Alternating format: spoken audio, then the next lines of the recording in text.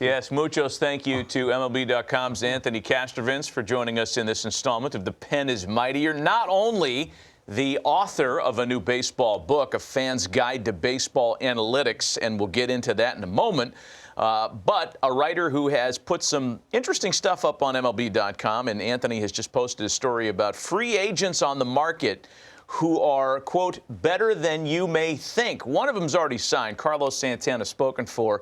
Anthony, good morning to you. Talk big picture about this piece that you've posted, and then we'll get into some of the names.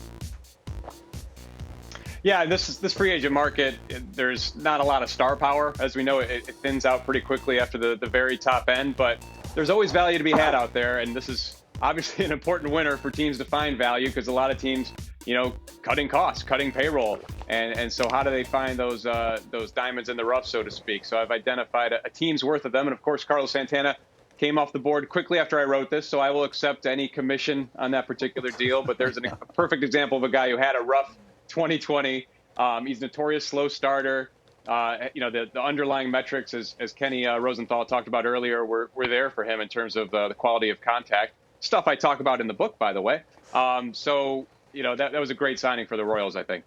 Anthony, congratulations with the book. I was just wondering, we've spent a lot of time this winter talking about Real Muto, McCann, Molina. You have a guy that's underrated, and Kirk Casali. Other than the alliteration, what else does he bring to the table? Well, I love the alliteration. I mean, first and foremost, catcher Kirk Casali. You can't go wrong there. But I think in general in this market, you mentioned the top end names, and it's a lot of complementary pieces after that. And Casali is an excellent complementary piece. And you can bat him against lefties and feel pretty good about it. He's got an .816 career OPS against left-handed pitching. His overall offensive numbers are about league average, which for that position is valuable. He's also a good pitch framer, which of course has value in today's game as well. So non-tendered by the Reds, part of their cost-cutting measures, but I think a good budget buy there for a team that's looking for a complementary piece at catcher as opposed to a star like a Real Muto. We talk about Carlos Santana. Let me hit you on another ex-Indian that made your list. Cesar Hernandez, a lifetime Philly before the one-year stay over in Cleveland. He, on your list, is underrated. Yeah, and some of the qualities of Santana in terms of you got the switch hitting skill set. You've got durability at the second base position, which is so important. This guy's played over the last 4 seasons. He's played 90% of potential games played. So that's a tremendous asset and just a good little player. I gained a greater appreciation for him watching him more consistently here in Cleveland this past summer. Obviously, a shortened season, but he was an impact player for them. Second on the team in wins above replacement. Third among second basemen across the game in wins above replacement. Gives you a little speed. He's a good base runner. He's a good defender. And again, a switch hitter who posts up. That's pretty good. Anthony, every team needs pitching. Garrett Richards, before he had the elbow surgery in 2018, went 28-16 in a couple of years for the Angels. What's left in that right arm, talented right arm of Garrett Richards? Apparently, there's a lot left. Now, we didn't see it necessarily in the ERA, in the obvious numbers, but we saw it in the velocity, 95.1 mile-an-hour four-seamer. That was among the best in the game. And also the spin rate, which of course, is important to look at. Fastball spin rate, curveball spin rate were both elite. So while the performance wasn't necessarily there, I think the Padres got like 14 starts out of him over the course of that 2-year contract. They signed him knowing he was rehabbing from Tommy John, and they wouldn't get much out of him the first year. But overall, just 14 starts with the way things played out. But I think there's still a lot in there. And this is a guy who was at the forefront of the Angels rotation not long ago. Injuries have really unraveled his career the last few years. But in this market, you're looking at a lot of bounce back types, the Corey Klubers and Jake Odorizzi's of the world. But this is one that I've got circled as could be a wily signing down the road for, a lot of teams need starting help, and not every team can afford Trevor Bauer, of course. So, you have to look for an asset like this. One more name I want to hit you on your list. Jake Lamb kind of rehabilitated his career trajectory a little bit with a nice finish to the season in Oakland last year, former All-Star player. Where does he fit in terms of marketability, signability? Because, he had a great end to the season, but some of the numbers had tailed off a bit before that. Yeah, and he'd been hurt so much. He had a shoulder issue, had an oblique issue, and just couldn't stay on the field.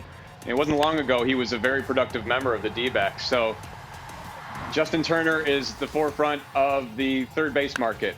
You know, he's in his mid-30s. He's going to command probably a short contract, but a large contract.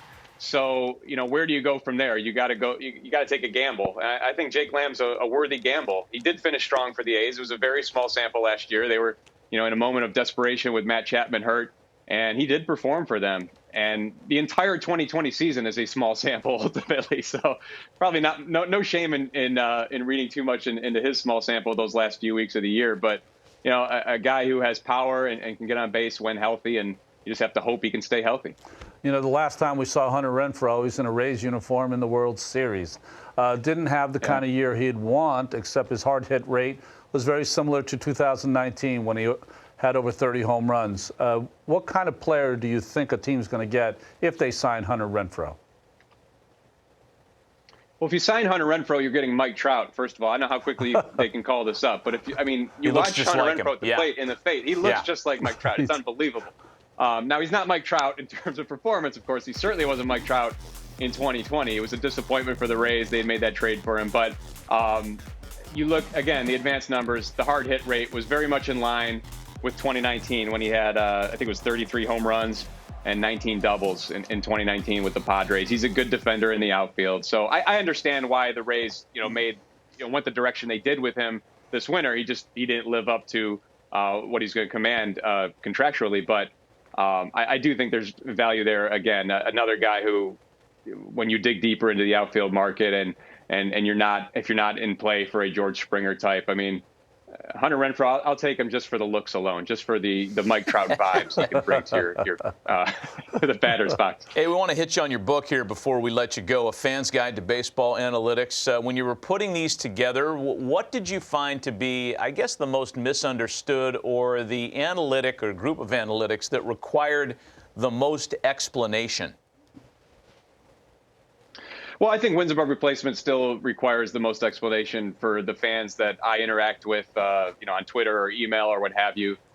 In the last 16 years of covering Major League Baseball, I've had my own growth in terms of adopting to these numbers. I think we all have. I think you have to do what we do. And what I don't see a lot out there is just a plain spoken explanation of what these numbers mean. We all know what a 300 hitter is. We usually know what a 30 home run, 100 RBI season is, unless it's a 60-game season, of course. But I think to understand the rate stats and the advanced stats, the plus stats that bring some context, it's important for us as fans to grasp, because the game is always evolving. But I think when you do grasp these numbers, you can compare eras and you can have a better idea of how a guy performed within his era.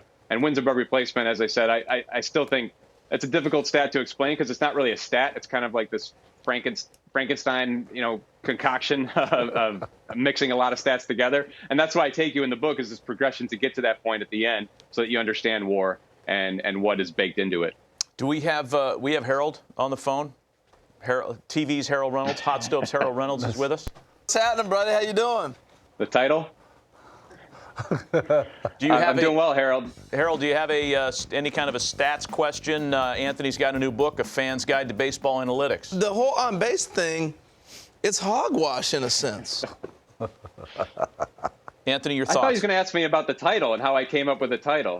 That's the number one question I'm waiting for from Harold. But I think if Harold reads the book, which I believe I sent Harold a copy, so I'm assuming that's why he's off today. He's digging into it. He is. He's reading. He did have anything else from you, Harold, for Anthony? How did you come up with the title? There it is. Right. There it is. Yeah.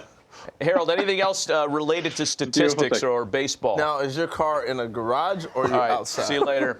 See you later, Harold. Harold Reynolds joining us on the program today. Sayonara. Anthony Castrovince, the author of A Fan's Guide to Baseball Analytics, available for the holiday season. Great stocking stuffer and a great contributor here on the program as always. Anthony, we appreciate it, man. Thanks.